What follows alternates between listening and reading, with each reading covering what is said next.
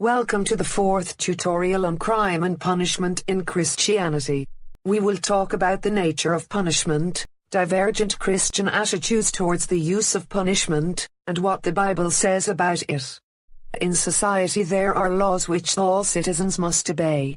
If they don't, they will be punished. Imprisonment is a common punishment in the UK, which is for the most serious offences. Community orders are for less serious offences, like community service.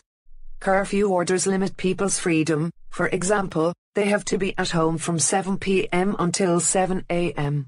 Finally, fines, which are mainly for traffic offences like speeding. There are 4 theories of punishment. Retribution means making someone pay for the crime they have committed. Reform is a punishment that helps someone change their behavior and stop committing crimes in the future, like anger management or drug rehab. Deterrence means putting people off from committing a crime, like harsh punishments for carrying weapons, even if you don't use them. Finally, protection, which means keeping society safe, like sending offenders to prison. Thomas Aquinas agreed with this. Some Christians agree with retribution because it puts an emphasis on justice. They might say capital punishment is a fair punishment for murder, as it makes the criminal pay and may give comfort to the victim's family. Other Christians take a humanitarian view, which puts human welfare first. They would say it's better to punish criminals in a way that changes them and that you shouldn't harm anyone, even criminals. This is in line with Jesus' teachings. Jesus said that if someone does wrong to you, you shouldn't do wrong back to them. Revenge is not allowed. He also said people shouldn't judge others, but should turn our attention to improving ourselves and being better people. Then we can help others.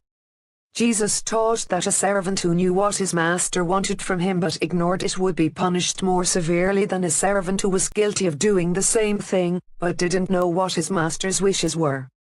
Jesus said Christians have a greater responsibility to do the right thing because they know what God wants from them. From everyone who has been given much, much is demanded. Christians have been given lots of knowledge and God expects a lot of them. Christians believe in justice and that people should be treated fairly according to the law. God is just and will reward the people who deserve rewarding, and punish those who deserve punishment. Christians believe that if a society has just laws, there must be fair punishments to support these laws. If someone is found guilty after a fair trial, they must get a just punishment. Punishment, therefore, can support society. If laws are unjust, then people may resent them and protest against them. They may refuse to obey them and campaign against them, like the poll tax in 1990 and bedroom tax in 2013. People may also fight among themselves too, which could lead to civil war. In the exam, you might be asked to explain reasons why Christians would support the use of punishment, or to outline Christian teachings on punishment.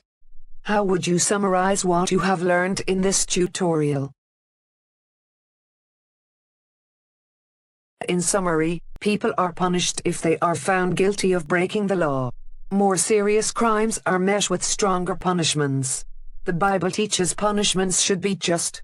Punishment is an important part of justice in society, along with fair laws.